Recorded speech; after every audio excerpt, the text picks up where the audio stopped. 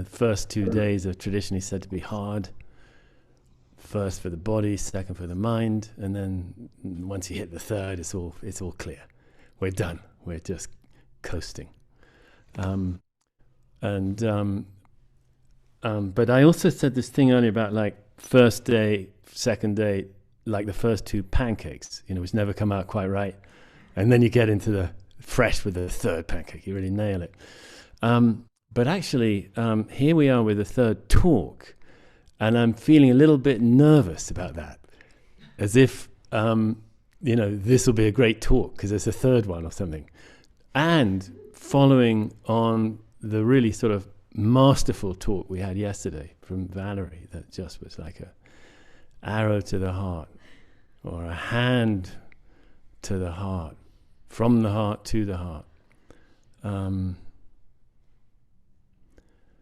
Yeah, please cut me some slack, folks. I don't know how this is going to go. My brain's not in its strongest condition actually right now, to be perfectly honest. But let's see. I got some stuff brewing. Mostly, here's what we got on the menu. First of all, and scattered through, I hope, helpful practice hints, practice tips will be scattered through. Secondly, we're going to continue the exploration of the first koan of the Gateless Gate, the first koan for many of us who have been in the sort of deep form of Zen training. We start with this koan mu, more on that. And in particular, looking at the term Buddha nature, actually, that is in that koan, and looking at some of the sort of archaeology of that term and of the reality of it, what it is, and even in a sense sort of different ways it shows up, sort of thing. And finally, if there's time, I want to actually touch on another koan, but we'll see whether we get there. Hey, here's the first practice tip. A couple nights ago, I think it was, I said, or last night maybe, when probably fewer of you were on, I said, never underestimate the value of a blanket over the legs. So for those of you who didn't hear that, I'm saying it again. A blanket, oh my God, it can be so helpful. It can really be a game changer. I got to just rearrange a bit here, so hold on.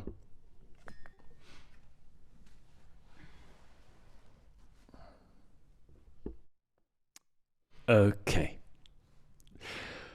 Phew. So,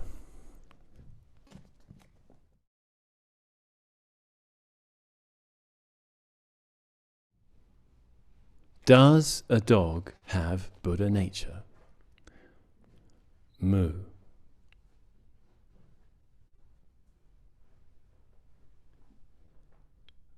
Well, investigate terms a little bit. Moo is a word in Japanese that more or less means not. The Chinese original actually was wu, which also is a negative. But not only that, it also means absence, what we might call goneness, wu,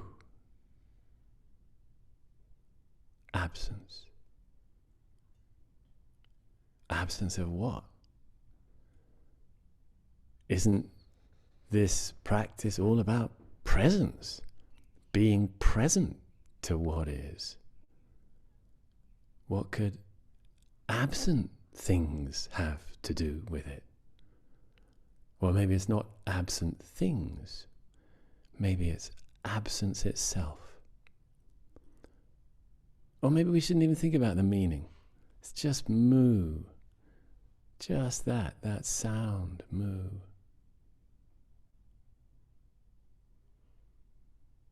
Moo. Could there be something beautiful about that? Sort of gently captivating. Moo.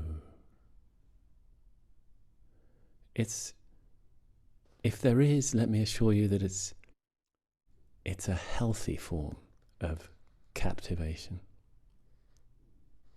Deeply, deeply healthy. It's a little thread that somehow connects with our hearts and pulls gently on them. May not feel like it, but it actually is. Move. And in time, if we trust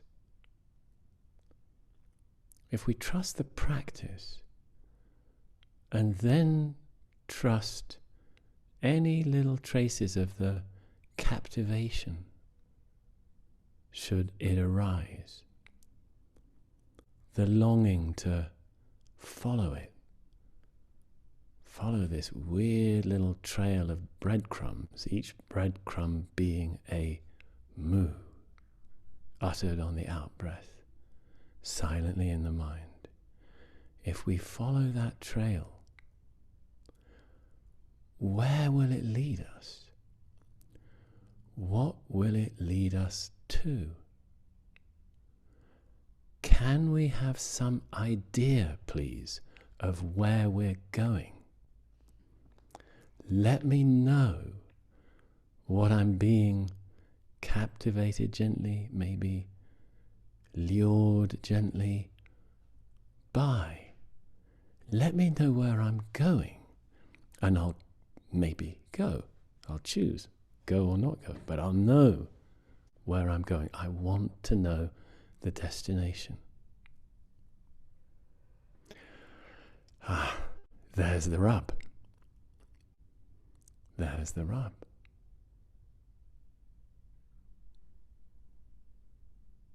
There's a term in some forms of spiritual practice, kenosis. The Greek word, it means emptying. Emptying of what? Well, first, emptying of the need for pleasure, comfort, delights, luxuries, emptying of the need for that. Why? Well, in order that a greater kind of comfort that isn't dependent on conditions can start to show itself. Secondly, emptying of the need to have, to gain, releasing the need, the want, the craving to have. Wow, what is it like when the need to have is absent? What is it like when the need for, well, pleasure is absent? Is it possible that to be empty of them is actually already to be finding a larger peace, a larger wellness, a larger, more capacious kind of love?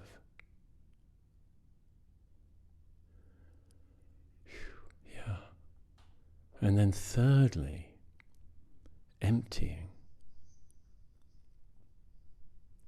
And there's a lot to this actually. Emptying of the need to know. It's very hard, really.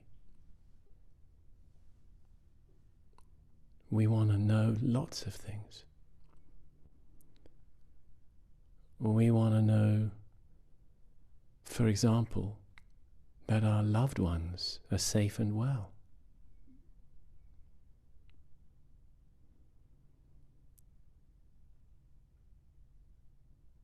Can we let go of that? Because, alas, that would be more in line with reality. we simply can't be sure that our loved ones are safe and well. We can be on the phone with them and hang up, and who knows what's going to happen in the next moment.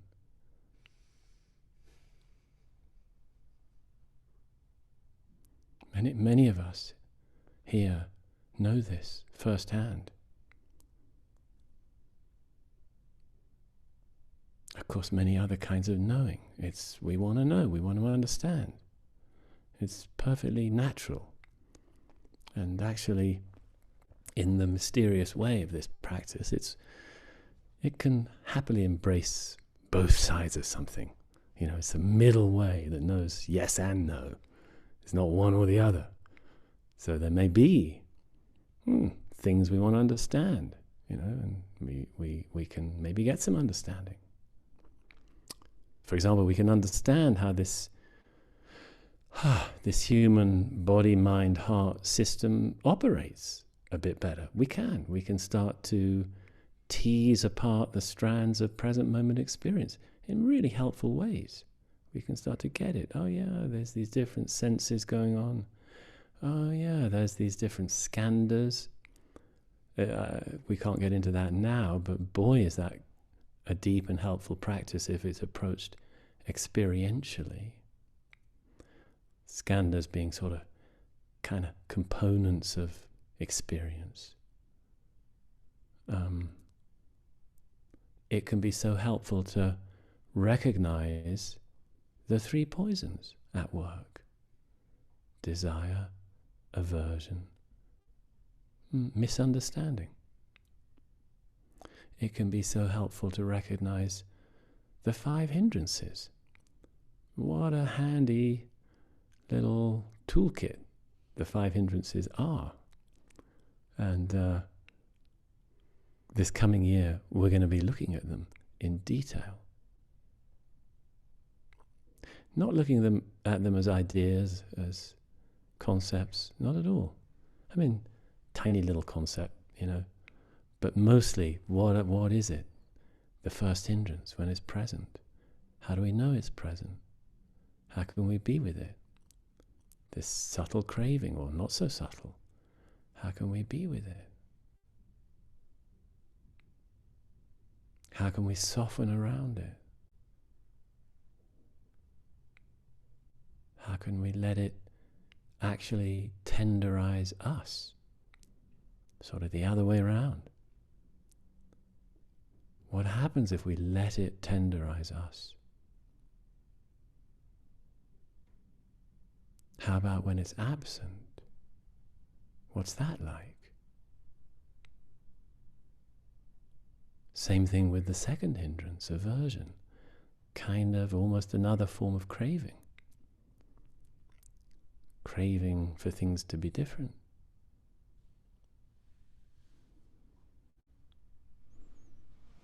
Okay, so yeah, forms of helpful understanding.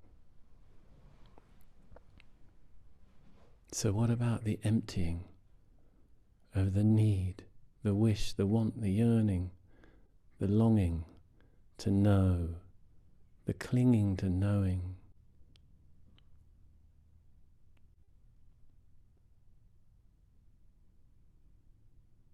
How do we empty of that? How do we let go of that? How do we release that? 84,000 ways. And one of them is Mu. Mu is a trail of breadcrumbs leading deep into the forest of not knowing.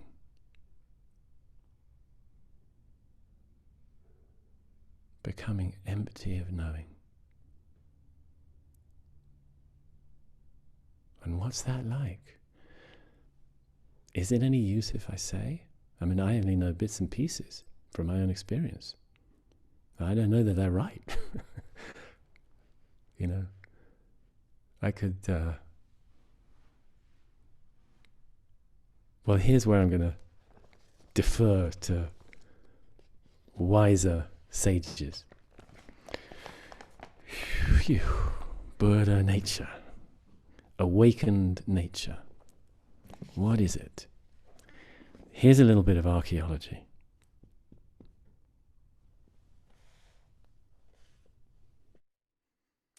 A lot of this great stuff, great human wisdom emerged, as many of you know, in India.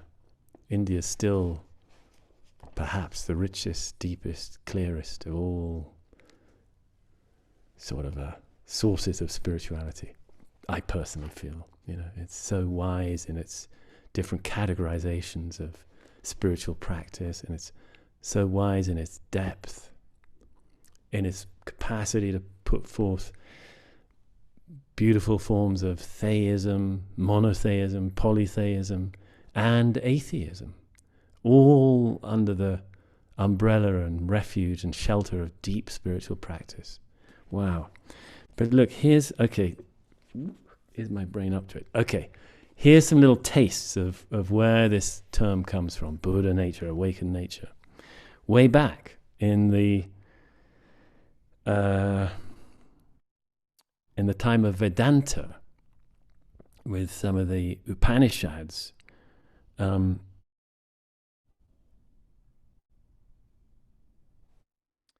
they sort of prior to them, the Vedic times were all about ritual, and especially sacrifice, and the rites were where it's at, the priests doing the rites. So here's what Karen Armstrong says. Here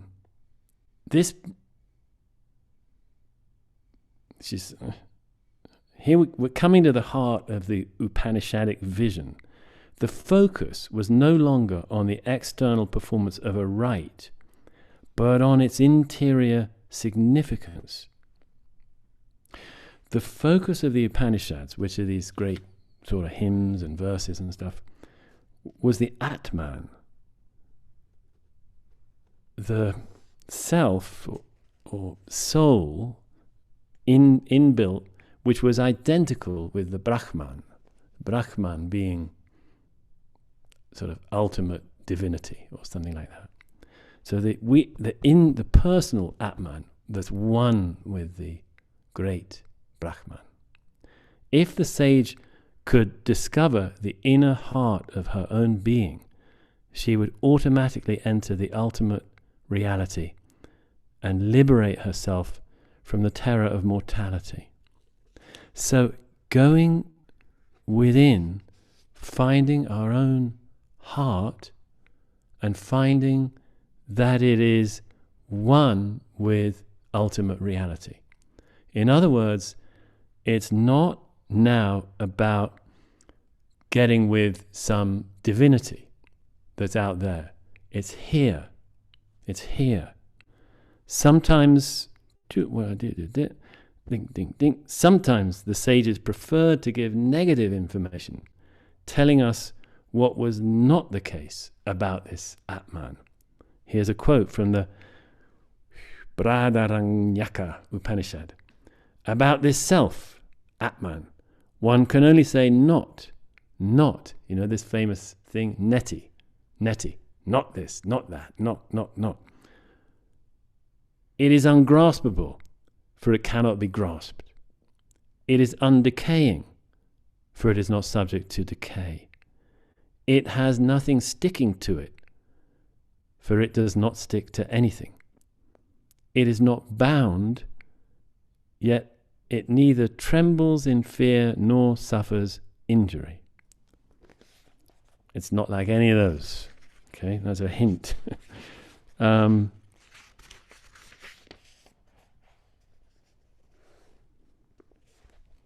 This Atman,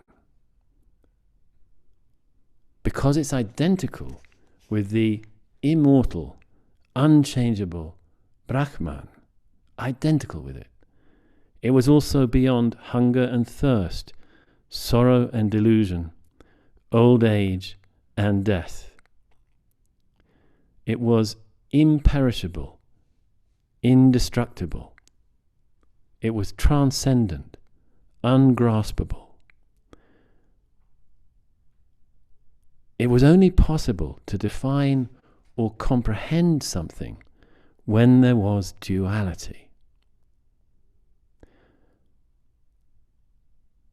But when the whole entirety has become a person's very self, then who is there for them to see, and by what means? It was impossible to perceive the perceiver within oneself, because it's all one. So there is an early intimation of it. Doesn't end there. I'm going to do a couple more intimations or iterations. The discovery. Here's I don't know this school I didn't know too much about, called Samkhya. It's a little later than Vedanta. Wow, they're really on it as well. They say people had always yearned to lose themselves in a celestial model, but Samkhya told them that this was not an external reality but existed within. They would not find the absolute by imitating a god, but by awakening to their most authentic self. The archetype did not exist in a remote mythical realm, but was inherent in the individual. Instead of merging with some external figure, they must identify with the internal Purusha, which was another word that kind of more or less, well, I'm sure there's subtle differences, but more or less somehow in the same territory as Atman. People in India were becoming aware of a self that was obscured by the confusions of daily life, hidden in our bodies, fettered by our instincts, and only dimly aware of itself. But Samkhya could envision liberation from our clinging, frightened egotism into a state of being that in our normal ego-obsessed existence we could not conceive. Such a state was not divine, it was not supernatural. It was the fulfillment of our human nature. And anybody who was ready to work for this freedom could find it. It also had an interesting take on dukkha, that they regarded dukkha, suffering, as universal, but they didn't think it was bad. And they said that we should embrace it. To deny suffering, as many prefer to do, was a delusion, because it was a law of life. But, Samkhya argued, this imperfect nature was also our friend.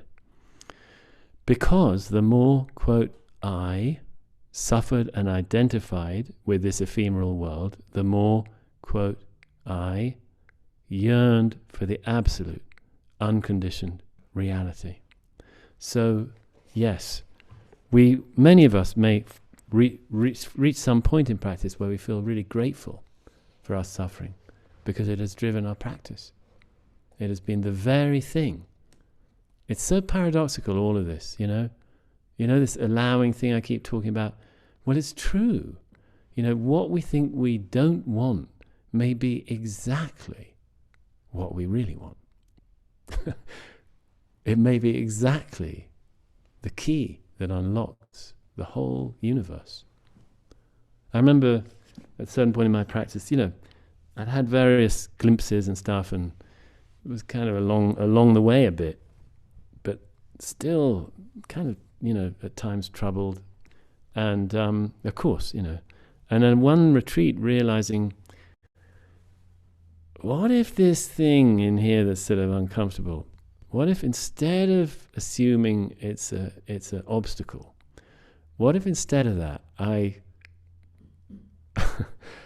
think I'd heard a teacher giving a talk about 2 dimensions versus 3 dimensions.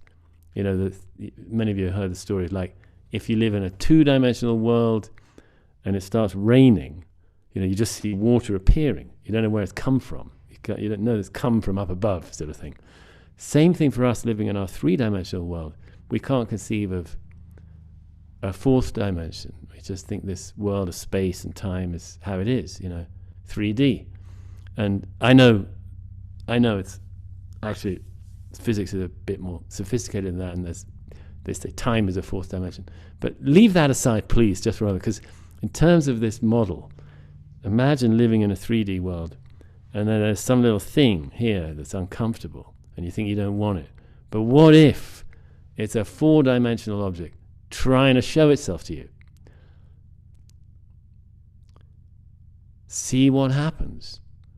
Just the corner of some vast temple buried in the sand, just nudging you. Say, I don't want this, yuck, it's uncomfortable. Well, maybe because you got to break open. It is uncomfortable. Maybe there's what's it like when the caterpillar is munching and munching and munching, and something in it makes it stop after it's munched a whole hell of a lot, and it hardens and crystallizes, becomes a shell, a hard shell. That's probably not so nice, And then what about when it's just got comfortable being a hard thing, stuck there, and then, oh, lo and behold, something's got to break. The thing's got to break so the butterfly can come out. Those are equivalent sort of metamorphoses for us, because it really is equivalent. I mean, I hope it doesn't sound grandiose, but it is equivalent because we're so, we're ossified in our 3D world of being this body in this world, and it's 3D. I move through it. There's distance, and of course there's time. But what if there's actually a you, that is really you? It's not some other thing. It's really you, but it's not the you ordinarily think you are. And that you, if it's ripe or whatever, if circumstances are ripe, and you don't even have control over that, by the way. When it's ripe, it wants to show itself. And we just don't have a choice in the matter. We might sort of think we do, and we think, yeah, this is yucky. I'm not going to let that happen. I'm going to clamp down on it. I'm going to distract myself. That's mostly what we do, is distract ourselves. This must mean I should be working harder. This must mean I should move house. This must mean there's got to be another car. This must mean anything other than what it really means, which is, oh, there's something going on here, and it wants to show me something. And yeah, you can take all this on different levels. You can take it, of course, on its emotion, maybe it's trauma even. You can take it that way. But there's a deeper level also always calling us. Now, you don't have to answer the call. You answer it when it's right. But when it's right, when the time is right, it can break us open. It doesn't really break anything, but it sort of breaks our idea of reality, me and world. It breaks that. That cracks like a shell, except it's beautiful. It's not painful, actually. The pain is before, and then it happens. And it doesn't have to be a painful thing either. There are many ways it can happen, but this is one of them. Discomfort, and it happens. And the masters have left records of what that's like. Yao Shan famously said, a calf has been born of a bull. It's that weird. It's that different. He also said, the snake has shed its skin, revealing the true body. So that the idea has gone, and a different, a truer body is revealed. Body. It's an interesting word, really. It's not body like this. What is it? Well, Buddha nature says. Does a dog have Buddha nature? Okay, here we go. Let's investigate a little bit. Man, I've only used 2 of 4 examples, but I think maybe it's enough for now. How am I doing? Okay. So just a little pause.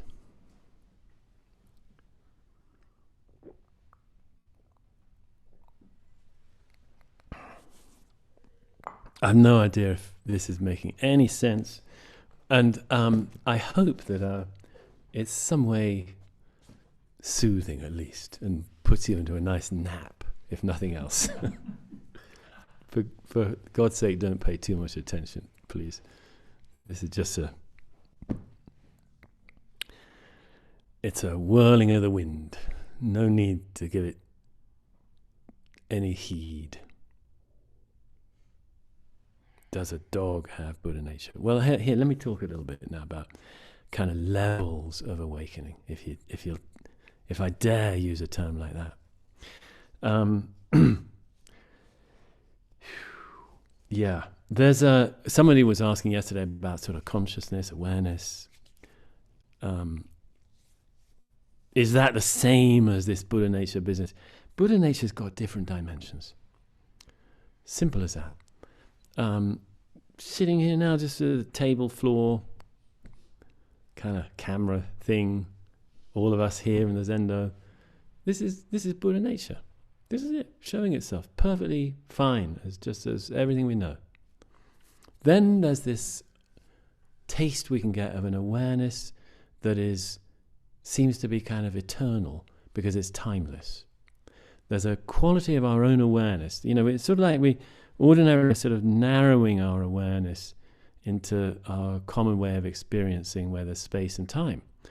And actually, the lens can go much, much wider. And we ourselves, sort of the same awareness, but just different regions of it, or different register of it, different breadth of it that we perhaps don't normally taste, but we can actually relatively easily get some glimpses of this, of finding that our very own awareness actually is really part of a greater kind of awareness that is without time and also without space. And it's a sort of seamless continuum from the focused, narrow awareness here, pen in hand or something, all the way. It's just seamless back to this much broader awareness that has no space, no time, and no distance, and it holds everything, and everything freely arises within it. And it's beautiful. It's beautiful to taste this, absolutely beautiful. Very deeply healing. That's one sort of dimension of Buddha nature. And of course, actually, if we explore that awareness further, what do we find? Okay, let me just pull out another little quote here. This is Turiya. This is famous thing in one of the Upanishads, the Mandukya Upanishad, the Frog Upanishad. It talks in detail about 4 kinds of consciousness, and the 4th is the Turiya. The word Turiya means 4th, a bit like the Russian Четыре in Russian means 4. Turiya, all these Indo-European languages. Turiya. Here's what somebody says. I'm sorry, I can't remember. It's not clear here. I'm so sorry. But I'm so sorry I don't know who this is, but permit me to quote it anyway. Turiya cannot be described by any instrument of empirical knowledge, like our mind, because of its unique nature. Turiya is devoid of characteristics, specific or generic, being one and without a second. Being actionless, it cannot be described by any activity, such as creation, preservation, etc. When a person realizes herself to be Turiya, she is freed from craving for outer objects. She is freed from the false fear and false expectation which plague phenomenal life.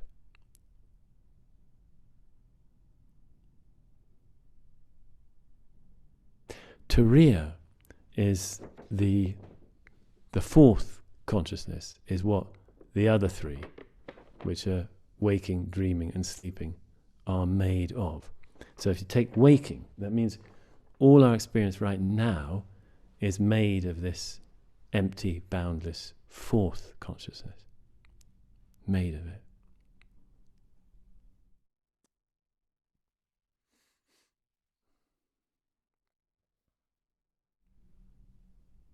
Okay, so another level of awakening. This is, I think in a certain sense, that discovery of the sort of non-dual awareness isn't quite getting at Kensho, actually. I think it sort of can, but Kensho's a really clear recognition, not just that there's some awareness holding all things, but simply that I and all things have never been separate. It's a bit more somehow physical. It's like all of this stuff actually is all one thing. Total, uncompromising oneness. Does a dog have Buddha nature? I mean, in the light of what I just said, does a dog have Buddha nature? It's sort of a nonsense. It's harking back to some idea of, Buddha nature being a thing that we're specially endowed with, us humans or something. No. It's a fact of all reality, all this experience, made of Buddha nature. But then again, that even might set up a notion that it's not that I and the dog are one, is that there's a thing called Buddha nature which includes I and the dog. That's not quite right. Not quite right. It's more intimate than that. There isn't a sort of medium in which things exist. They used to think there was an ether out in space through which everything was moving. All the planetary and stars and stuff were moving through ether. And then they realized, there isn't any ether. They set up all these experiments to measure the etheric wind. They thought if there was this ether, it should be sometimes moving, and you should be able to detect its movement as an etheric wind. No, couldn't find any etheric wind. They realized, man, it's actually empty. This is a bit like that, going from the ether of awareness to what? That's actually reaching into another sort of level where this is not just that all things are one. It's oh my God, that oneness, what's it made of? It isn't made of anything. It isn't made of anything. It isn't made of anything.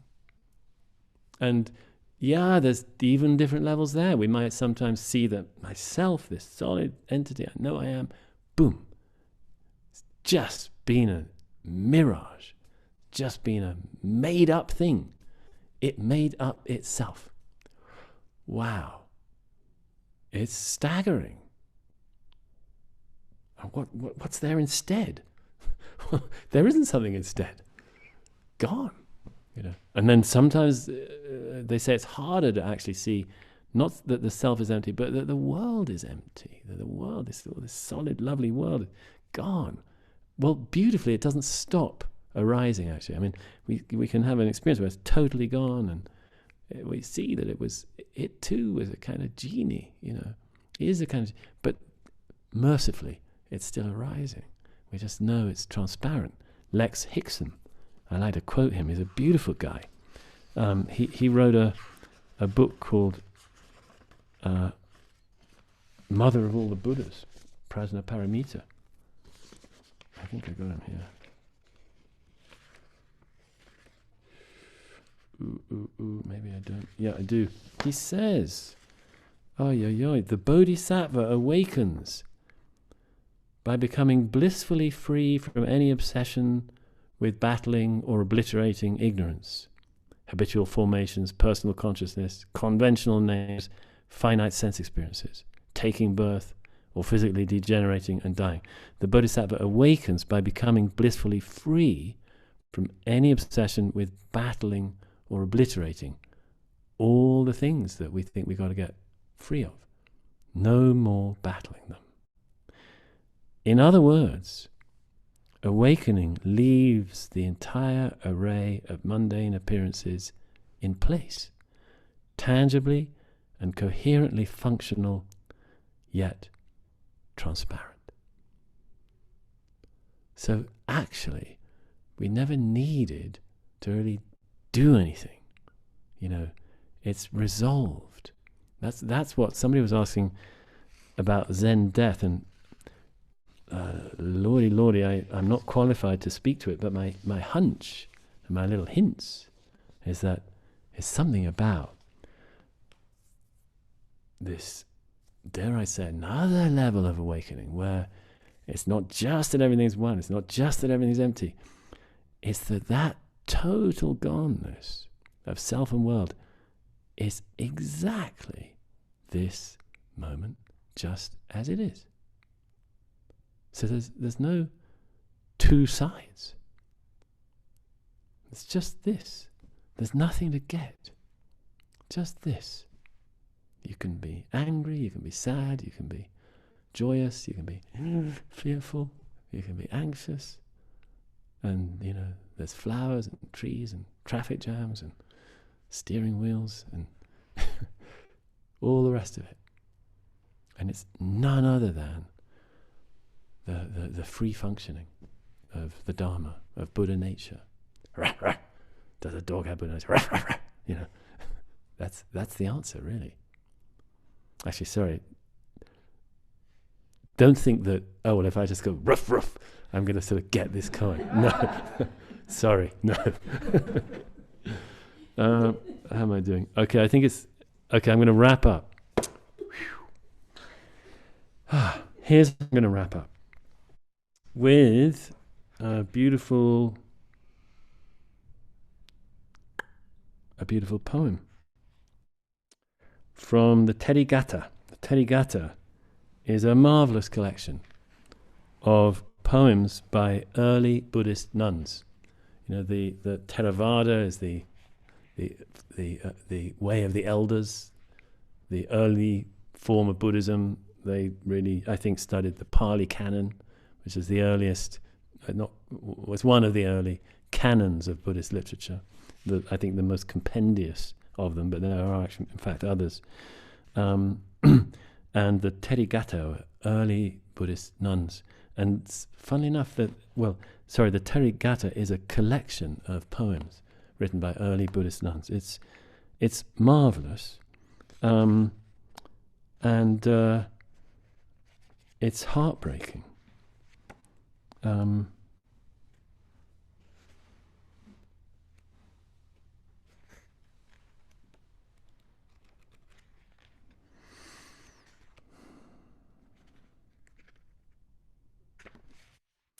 Okay, this is a nun called Sama. So all we know. After 25 years on the path, I'd experienced almost everything except peace. When I was young, my mother told me that I would find true happiness only in marriage. Remembering her words all those years later, something in me began to tremble. I gave myself to the trembling, and it showed me all the pain this little heart had ever known, and how countless lives of searching had brought me at last to the present moment, which I happily married. Can you imagine? We've been living together ever since, without a single argument. Okay, may we all live happily married to the present moment. No more arguing with it. Thank you so much. May all beings be well. May all beings be safe. May all beings be happy. May all beings be free.